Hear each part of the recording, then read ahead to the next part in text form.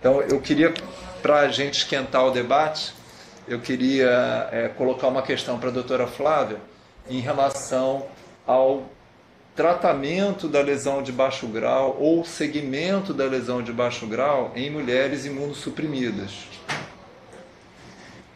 Fábio, veja bem, vamos por partes, né? A lesão de baixo grau, se você falou em tratamento, quer dizer, eu suponho que está confirmado que é uma NIC1. É que tenha feito o diagnóstico de uma NIC1. Né? Das mulheres imunocompetentes, né, se depois de 2 anos persiste esse diagnóstico, pode tanto tratar como acompanhar. O tratamento realmente não é mais benéfico, os resultados de médio e longo prazo são os mesmos entre acompanhar e tratar. Né? Eu acho que na mulher que é imunocompetente, então, eu acho que tem que ter bom senso para decidir se vai tratar ou vai acompanhar. Acho que a questão de ter prole constituído ou não é sempre importante. Né? E existe aquela opção também interessante, se eventualmente se decidir tratar, pode-se, dependendo do tipo da zona de transformação, né? Se for uma zona de transformação tipo 1 ou tipo 2, pode até utilizar um método destrutivo, pode-se então evitar um método excisional. Na mulher imunodeprimida, imunossuprimida, enfim, é tudo um pouco mais complicado. Né? Eu acho que a gente eu ficaria confortável em ser um pouquinho mais intervencionista nessas mulheres e propor o tratamento, mas eu acho que minimamente esperar uns 2 anos antes de qualquer decisão. O que faz diferença na mulher com HIV é a probabilidade dela ter uma lesão de alto grau que não tenha sido suspeitada na biópsia, né? Ou na citologia, nem na colposcopia, nem tenha sido confirmada na biópsia. Mas eu não tenho certeza se a diretriz chega a esse nível de detalhe, né? Porque a diretriz é para a maioria das situações clínicas, nem todas as situações clínicas estão contempladas. Eu acho que, se não me engano, a diretriz coloca que a conduta, quer dizer, como ela não coloca uma conduta especial na mulher com HIV, a mulher imunossuprimida, significa que a conduta da mulher imunocompetente se aplica à imunossuprimida quando não é mencionada na situação especial uma conduta diferente. Né? E a única diferença que eu queria ressaltar é que, então, nesse caso, né, ela poderia ser tratada ou continuar segmento, que é a mesma conduta da mulher imunocompetente. Agora, na situação em que se opta por um tratamento, o ideal é que ele seja excisional. Sim, na mulher imunossuprimida, certamente. Porque a probabilidade de ter uma lesão precursora não suspeitada ou não diagnosticada na biópsia é maior. Então, o recomendável na mulher com HIV é que ele seja excisional. Mas a gente não precisa ser mais agressivo na mulher imunossuprimida para decidir sempre pelo tratamento, desde que ela tenha segmento. Exatamente. Sempre toda conduta conservadora pressupõe a garantia de adesão ao segmento, não só na etapa de definir encaminhamento para a colposcopia, como na definição de manter segmento ou tratamento. Né?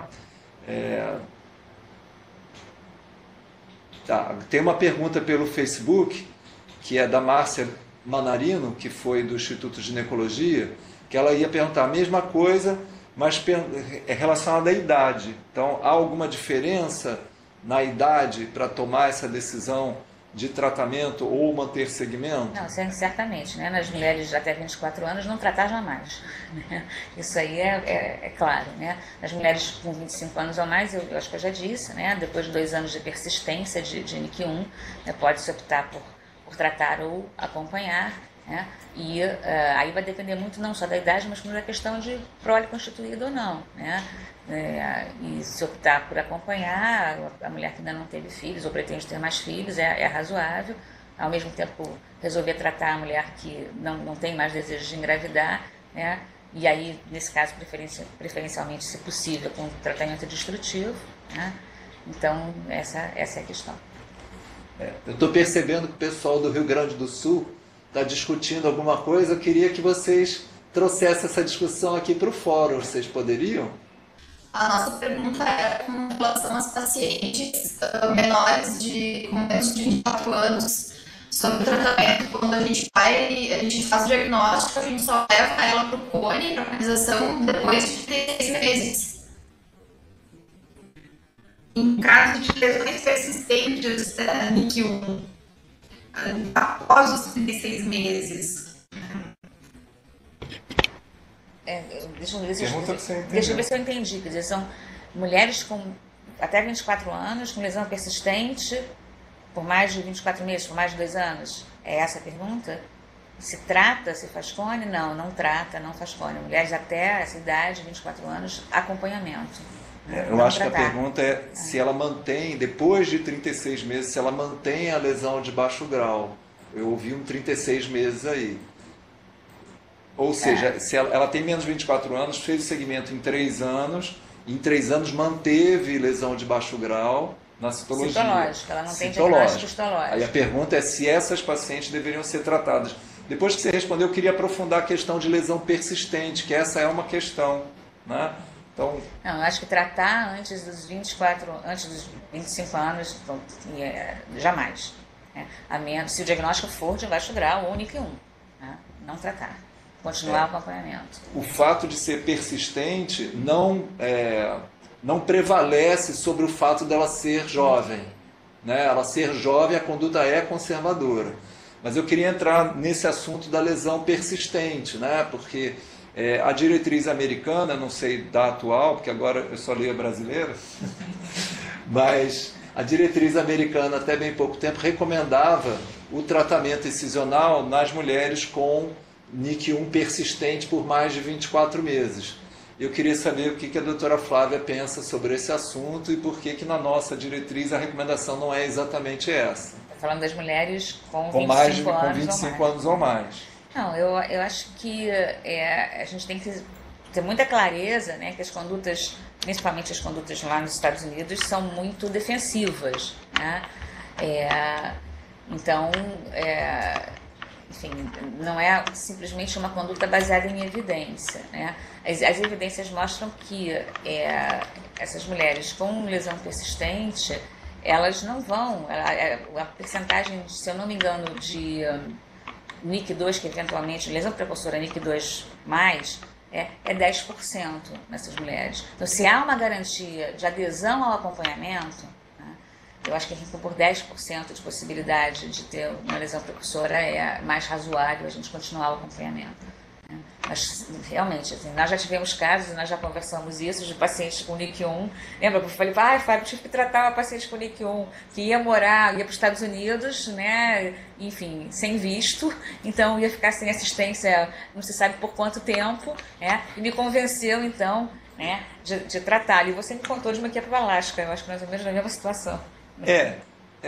A gente está tão convencido que não precisa tratar, que quando a gente precisa tratar, a gente tem um medo de fazer, né? A gente lastima muito ter que fazer. E isso é uma mudança cultural, né? Que a gente trabalhava muito baseado nas diretrizes americanas, e o cenário americano é um cenário diferente do nosso cenário, né? Então, apesar de nós termos dificuldades com adesão, no cenário americano, o foco dos focos é a má prática, ou seja, a preocupação de não ser processado. E aqui a gente acredita que, discutindo com a paciente que a necessidade de segmento, a possibilidade de segmento, vai impedir, né, ou vai prevenir que ela seja submetida a um tratamento desnecessário com possíveis consequências para a fertilidade, é o suficiente para que se justifique o segmento ao invés do tratamento. Mas o segmento tem que estar assegurado. E fazendo um parênteses, porque a gente pensa, né, da dificuldade de adesão como um problema da paciente, né?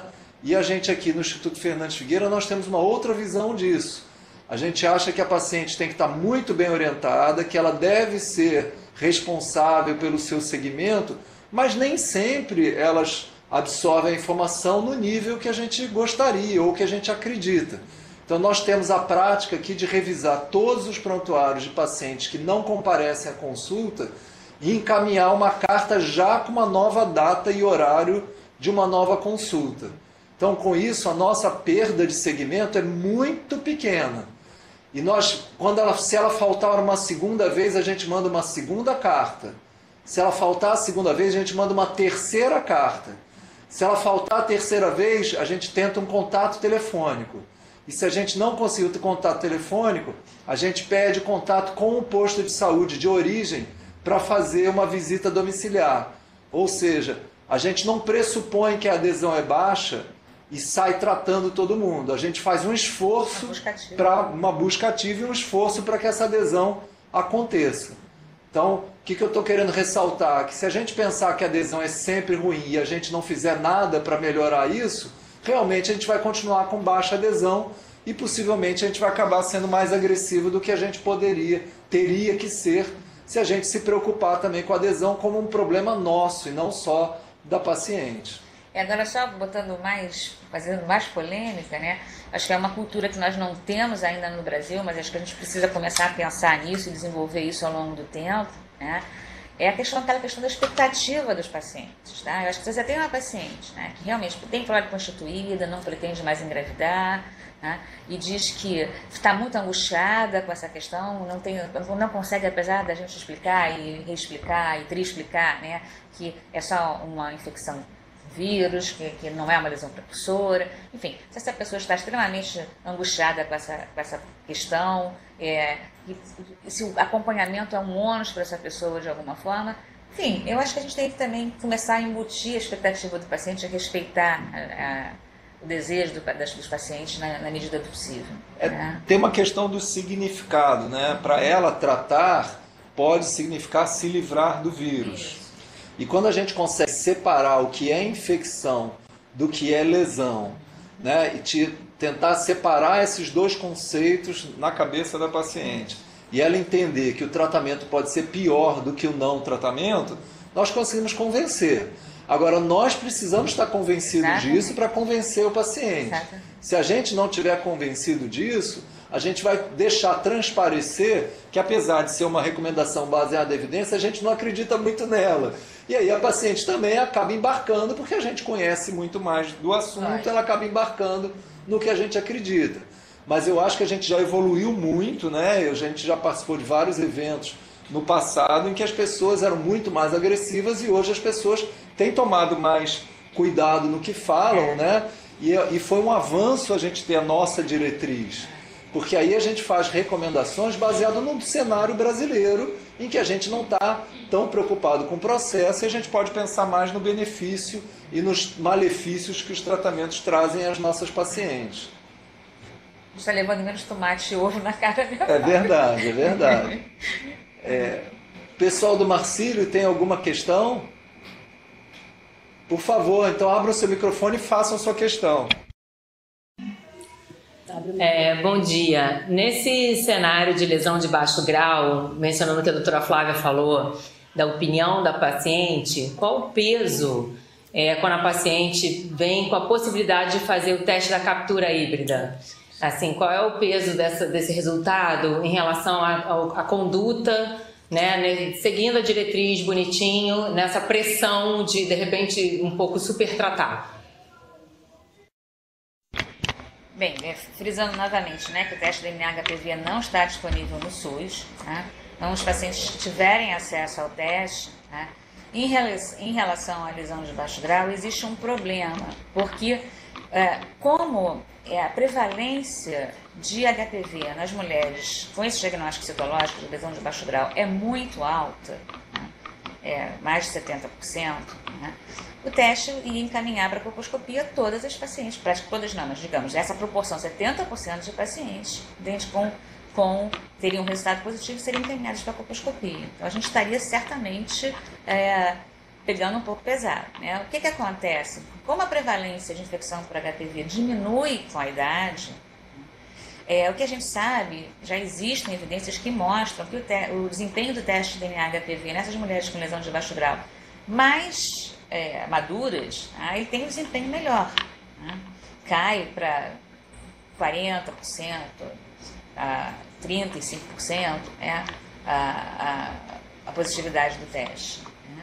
Só que o problema é que até o momento ainda não existe um ponto de corte, a gente não sabe exatamente a partir de que idade que o teste passaria então a ter um desempenho melhor. Isso porque os estudos eles usam pontos de corte diferentes, faixas etárias diferentes, então não está bem definido ainda qual seria o ponto de corte para a gente então solicitar o teste de DNA HPV para triagem de mulheres com lesão de baixo grau.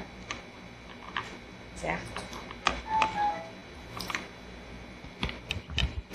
Eu vou colocar uma outra questão aqui, que é sobre a possibilidade de dispensar biópsias quando a paciente tem 2 citologias de baixo grau e ela chega na colposcopia, e o colposcopista, em algumas situações, ele pode dispensar a biópsia. E a doutora Flávia chamou atenção para elas, eu pediria que ela reforçasse, mas eu só queria ressaltar que é na existência de todas essas condições, não apenas de uma delas. Né? Então, poderia, doutora Flávia, reproduzir? São os achados colposcópicos menores, né? Aquele teleceto branco eteno, pontilhadozinho teno, enfim.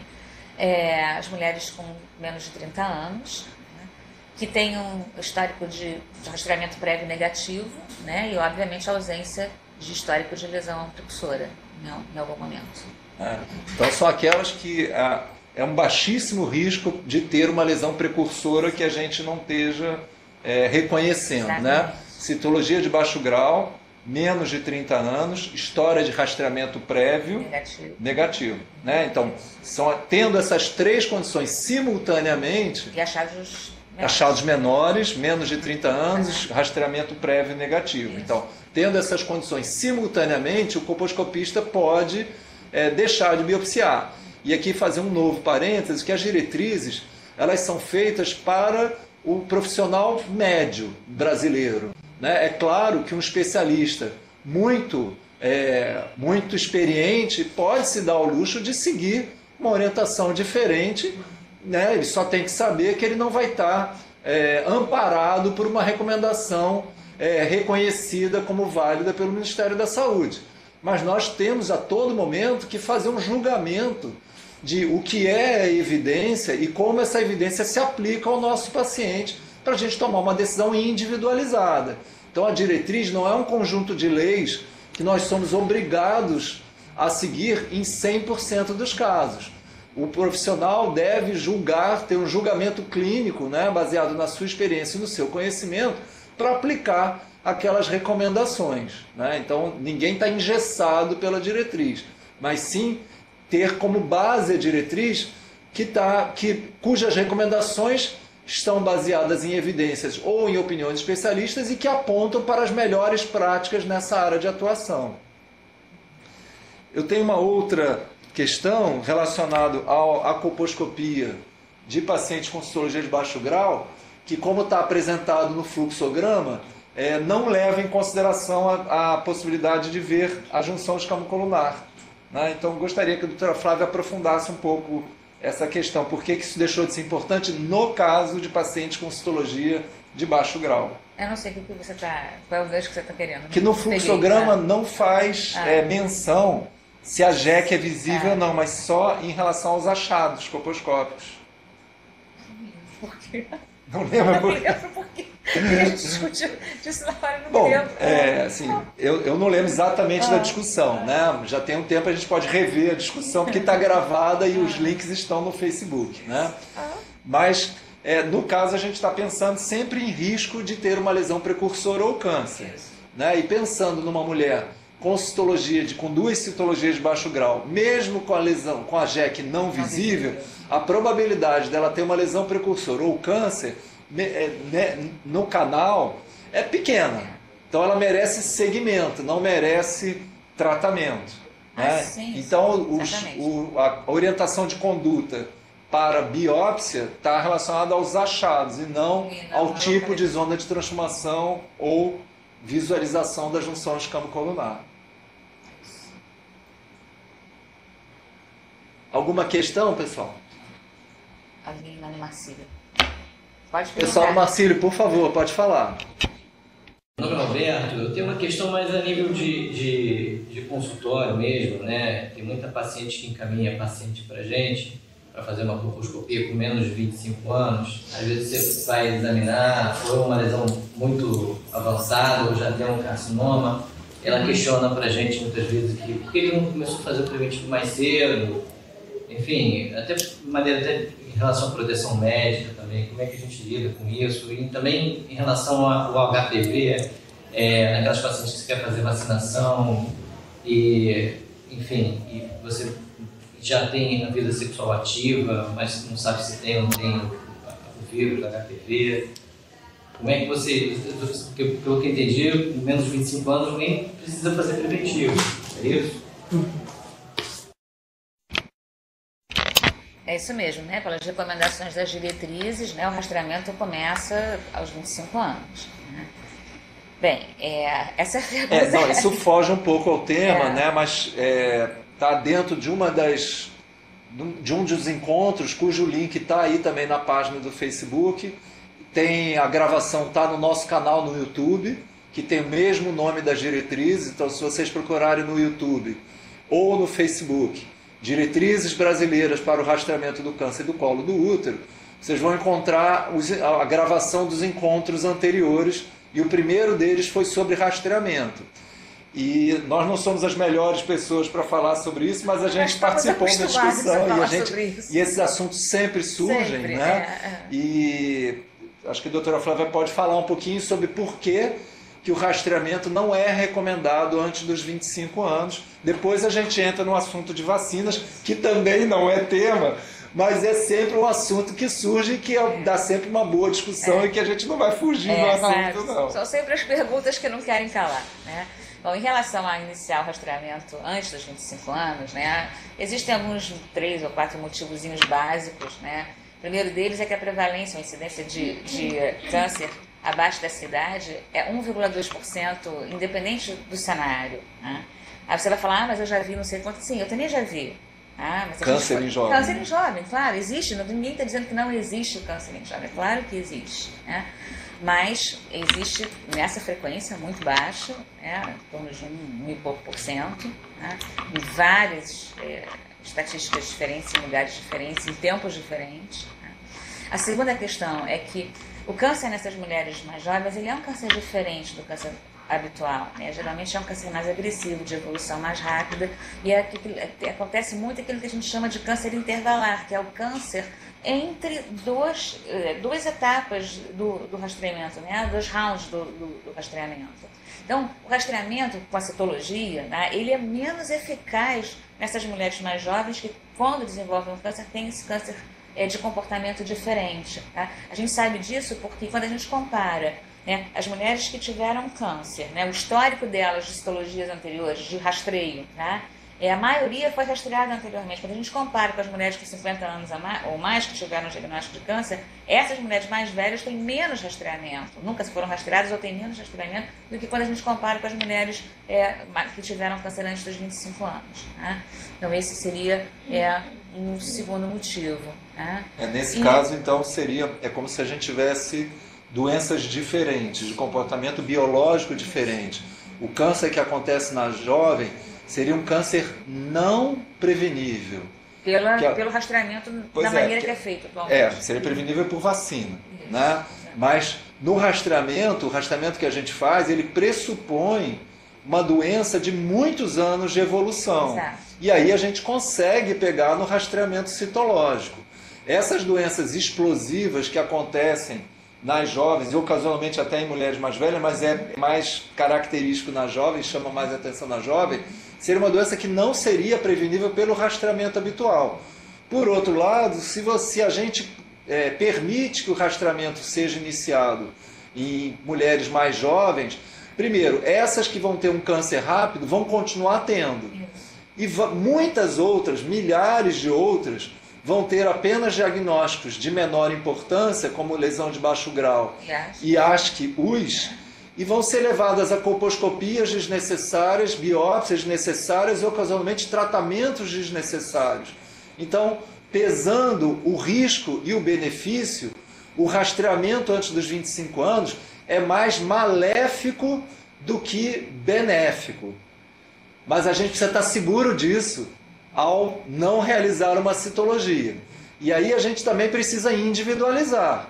Né?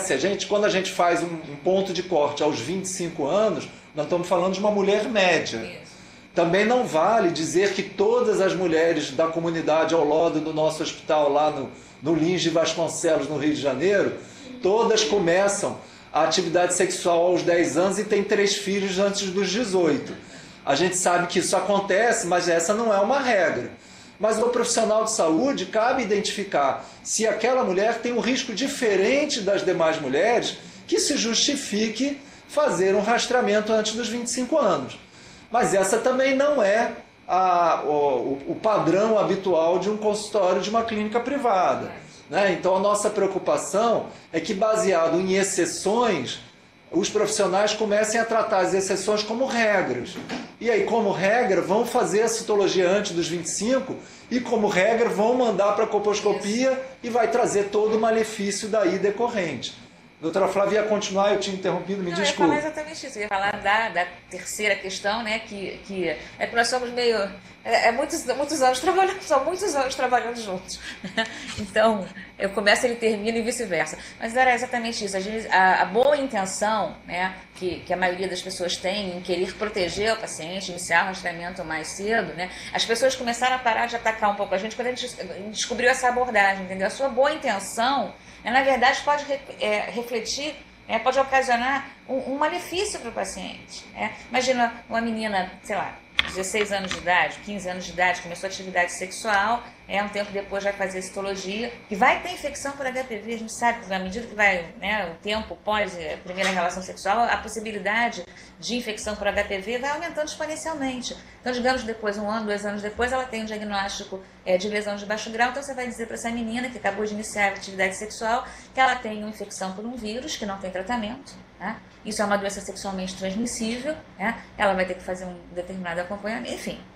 Então, isso pode ser muito mais danoso, e isso vai acontecer com uma frequência muito maior do que um caso de câncer que, eventualmente, vocês consigam diagnosticar. Provavelmente já vai diagnosticar como câncer. Sim, provavelmente. E esse câncer é um câncer sintomático. Não precisa do rastreamento, porque a paciente já aparece sangrando. Sangra, E só reforçando isso que a doutora Flávia está falando, o profissional de saúde ele tem dificuldade de reconhecer que a prática dele, em algumas situações, pode ser mais maléfica do que benéfica. É uma coisa que a gente tem dificuldade de incorporar, mas a gente sempre tem que pesar se as nossas decisões trazem mais benefício ou malefício para as nossas pacientes. E eu pediria que agora ele entrasse no assunto vacina, que foi colocado vacina para as mulheres que já iniciaram usar o uso de vacinas contra HPV em mulheres que já iniciaram atividade sexual. E eu estenderia para ela falar um pouquinho sobre vacinas em mulheres que têm lesões e mulheres que já foram tratadas para lesões precursoras. Bom, em relação às mulheres que já iniciaram a atividade sexual, é óbvio, que as vacinas vão ser eficazes se a mulher não tiver tido contato com os tipos vacinais presentes nas vacinas. Então, lógico que uma mulher que já iniciou a atividade sexual tem uma probabilidade maior de ter tido contato com algum daqueles tipos de vírus que contemplam a vacina, mas isso estão contemplados na vacina. Mas isso também é uma questão de se conversar, Enfim, a vacina não vai estar disponível na rede pública para essas mulheres, então elas teriam que optar por fazer essa vacina na rede privada. E aí é uma questão de pesar custos e benefícios. Então a gente tem que compartilhar essa decisão com a paciente, entendeu? Quer dizer, a probabilidade, a eficácia da vacina, já tendo iniciado a atividade sexual, despenca. A gente sabe que na paciente naive, que não tem nenhum dos 4 tipos contidos na vacina, a eficácia chega a 98%, quase 100%.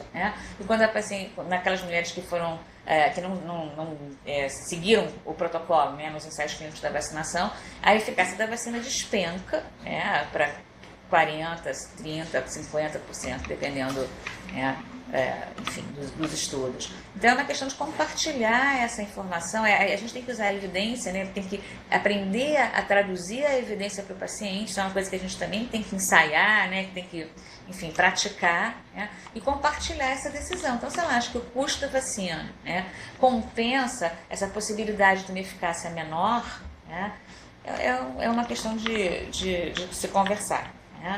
E em relação às mulheres que já foram tratadas, é isso que você perguntou? Tem lesão, que tem lesão e que foram e após tratamento. Enfim, tem um estudo que mostra que em mulheres tratadas, a vacinação diminui a recorrência. Não sei se tem alguma coisa mais recente, esse estudo já tem um tempo. Né? Mas o intervalo de confiança é muito largo, né? Então, até a conclusão, acho que tem até já uma meta-análise sobre isso, com a conclusão de que novos estudos são necessários e de mais longo prazo. A dificuldade desses estudos é que o evento recorrência é um evento muito infrequente, até raro. Então é difícil mostrar a diferença entre grupos vacinados e grupos não tratados em relação ao risco de recorrência, porque o risco é muito baixo. Isso nos faz pensar até se o risco é muito baixo, vacinando ou não vacinando, será que precisa gastar dinheiro com vacina? Né? O propagandista do laboratório vai patrocinar evento, vai patrocinar palestrantes e vai te convencer que, em tese, se ela ainda não teve contato com todos os tipos virais, ela poderá se proteger de novas contaminações.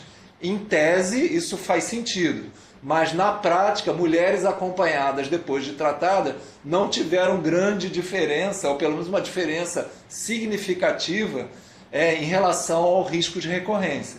E a outra questão que eu coloquei é das pacientes que estão com lesão, porque é o que a gente recebe em clínica privada. Isso não está acontecendo no serviço público, pelo menos no Rio de Janeiro. Mas em clínica privada, a paciente chega para a colposcopia e já tomou a primeira dose da vacina. Gente, a vacina não é terapêutica, a vacina é profilática, né? Então não há absolutamente indicação da mulher com lesão ser vacinada com intuito de tratamento. Isso não tem sentido algum. E esse tipo de prática reforça no imaginário da paciente que o problema dela é o vírus. Exato. E o problema dela não é o vírus, o problema dela é o câncer. Ela não pode ter câncer. Tudo que a gente faz em patologia cervical e colposcopia é para prevenir câncer.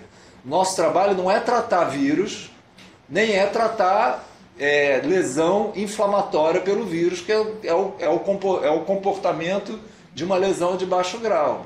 Então, o que a gente precisa fazer é desviar o foco da paciente. Olha, essa lesão não evolui, a gente só precisa acompanhar. A vacina não vai mudar o curso dessa lesão, então nós precisamos apenas manter o segmento para a detecção, por acaso, caso aconteça, que é muito infrequente também, de uma lesão precursora. Aliás, quando eu vejo uma lesão precursora em uma paciente com diagnóstico de NIC1 prévio, normalmente eu acho que eu não fiz o diagnóstico na época certa, porque na maioria das vezes é a mesma lesão, só que está numa área que eu não tinha biopsiado.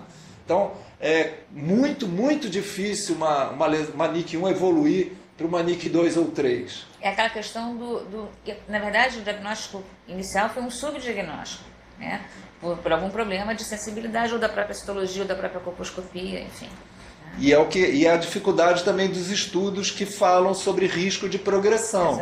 Né? Os estudos que falam que a gente se baseia para recomendar não tratar são estudos que mostram alguns casos de progressão, mas são casos que pode ter sido falha na biópsia, pode ter sido falha na colposcopia, né? E outros casos também se baseiam apenas na citologia, que a gente sabe que pode ter um falso negativo e um falso positivo. Então a gente nunca vai saber exatamente qual é o risco de progressão de uma NIC1. Mas na nossa prática clínica a gente observa que é muito difícil uma paciente evoluir de uma NIC1 para uma NIC2 ou 3. Acredito que seja a prática da doutora Flávia também.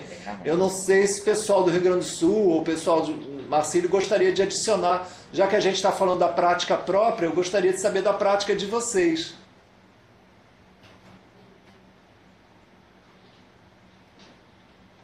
O pessoal do Rio Grande do Sul poderia contribuir aí com a sua prática?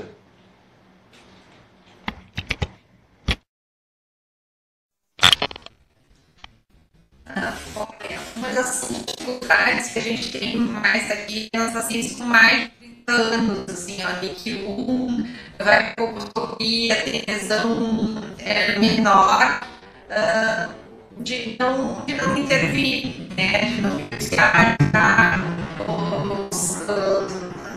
os acompanhamento por mais tempo. Eu acho que assim, a gente entende que tem as diretrizes, mas no momento que a paciente chega para a colposcopia, a gente tem lesão de baixo grau no CP. que fazem a colposcopia, espera, às vezes, pelo medo de perda de segmento, a gente acaba sendo mais do que poderia ser necessário. Então, eu acho que é uma das coisas que a gente encontra dificuldade. No momento que ela chega para o nosso ambulatório, para a colposcopia, a gente acaba intervindo um pouquinho mais também das pacientes com mais idade. Ficou muito cortada a sua fala, mas o que a gente conseguiu entender é que vocês se sentem mais pressionados, com dificuldade, né? E acabam intervindo mais, principalmente nas mulheres com mais de 30 anos. Foi isso que eu entendi. Né? E com persistência, eu não tinha pescado isso.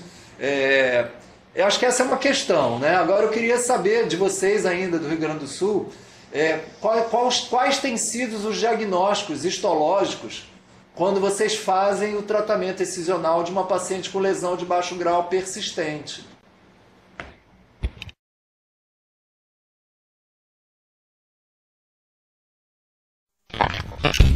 Bom, em geral é concordante com isso, né? Ela vem com lesão de baixo grau no risco patológico, sim.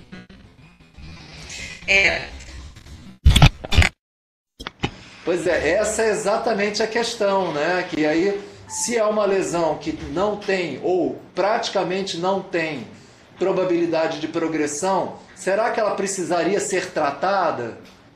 Né? Então é uma questão que, para mim, quando eu tenho que tratar uma paciente com lesão de baixo grau, eu fico muito desconfortável, porque eu tenho convicção de que isso não é necessário. E a gente precisa também avançar, e isso vai acontecer nos próximos anos, eu não sei se na próxima edição da diretriz, mas existe uma discussão até se precisa tratar a NIC2. Né? A NIC2 em jovens tem um comportamento de lesão de baixo grau, que tende à regressão. E até por conta dessa discussão, já há uma proposta de usar marcadores de expressão genética, né, de expressão viral, para definir se merece tratamento ou não. Eu não conheço ainda nenhum estudo de segmento depois dessa proposta, e a gente até está querendo fazer um estudo aqui na Fiocruz, para definir se P16, NIC2 com P16 positivo, KI67, mas a proposta é o P16, né? A proposta é com P16, mas o KI67 também tem sido utilizado.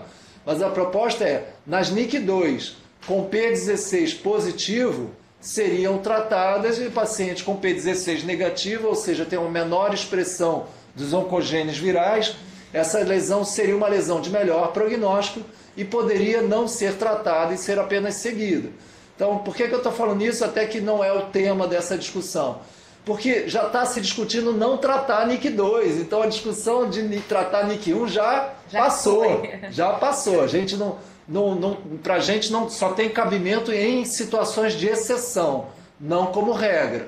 Não estou aqui criticando nenhuma, estou tentando só reforçar para você, quem ainda pratica isso, se sentir confiante, poxa, a recomendação fala, a experiência das pessoas também dão segurança para esse tipo de conduta. Agora, com certeza tem que ter segmento, né? Se não tiver segmento, você não pode garantir que de fato, aquela lesão de fato é uma NIC1. Né? E eu acho que também a grande vantagem das diretrizes, da maneira como elas foram conduzidas e terão que ser conduzidas daqui para frente, né? Todas as diretrizes em todas as áreas, né? Quer dizer, que não é a opinião da Flávia, não é a opinião do Fábio, é o que a evidência mostra para a gente. Né? Em alguns momentos que a gente tem lacunas de evidência, aí sim a gente usa o consenso de especialistas para tentar fechar uma recomendação. Né? Mas eu acho que a gente esgota todas as possibilidades, a gente vai descendo na hierarquia das evidências científicas, né? Até a gente realmente esgotar todas as possibilidades para a gente fazer uma recomendação baseada em opinião. A ideia é que as diretrizes são embasadas em evidências sempre nas melhores evidências disponíveis. Né? Então isso assim vai dar a gente espera que isso possa dar uma tranquilidade maior para as pessoas, né? Porque está tudo referenciado, o nível de evidência, a força da recomendação, e eu acho que isso muda muito. As diretrizes, até pouco tempo atrás, eram baseadas só na conduta do serviço A, do serviço B, e eu acho que isso é uma mudança que a gente vem com todo o apoio da Conitec, da Comissão Nacional de Incorporação de Tecnologias em Saúde, que a gente vem, então, conseguindo assim, mudar, ao longo do tempo. Ainda tem muito para caminhar, não nessa nossa área de rastreamento de câncer de colo do útero, pelo pioneirismo do Fábio em relação desde a primeira, sim, sem dúvida nenhuma, mesmo na primeira revisão que nós fizemos em 2011, e dar continuidade a esse trabalho é ótimo. Eu vou colocar aqui alguns comentários que vieram pelo Facebook, um do Itamar Claro, do INCA, falando da importância da busca ativa para o segmento de mulheres. Outro comentário da Beatriz Naipe, também do INCA, falando que o rastreamento em mulheres muito jovens aumenta o sobretratamento de lesões precursoras. Outra contribuição do Itamar, ressaltando a importância do alerta da doutora Flávia sobre as consequências de uma boa intenção, e o profissional precisa realmente saber avaliar os benefícios e malefícios da prática. Mais duas contribuições aqui, as duas da Márcia Manarino, que era do Instituto de Ginecologia, que ela fala que após o diagnóstico de citopatológico lesão baixo grau, o segmento é muito mais relevante que o tratamento em mulheres abaixo de 30 anos com aspectos colposcópicos menores. E ela também coloca que, com relação à vacina em pacientes com infecção viral por HPV, ela é tão desnecessária quanto vacinar para hepatite B quem já apresentou essa doença. Eu achei interessante a analogia. Eu tinha pedido para o pessoal do Marcílio falar um pouco da experiência deles com lesão de baixo grau. Vocês se importariam de contribuir para essa discussão? Pode abrir. Bom dia, doutor Fábio. Bom dia, doutora Flávia. Meu nome é Paula. Faço o segmento das pacientes aqui do Marcílio.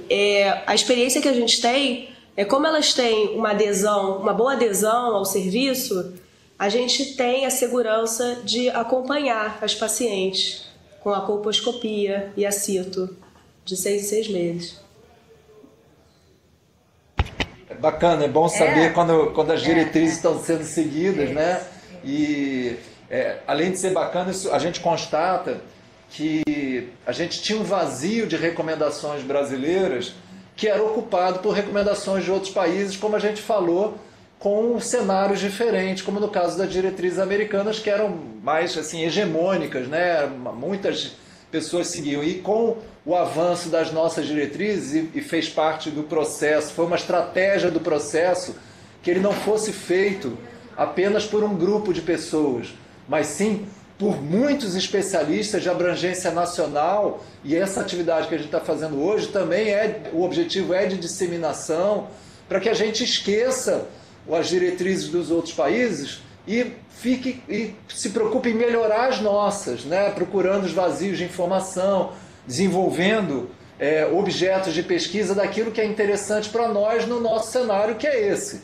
que tem dificuldade de adesão, que temos comunidades carentes, que não temos acesso ao teste de HPV no SUS.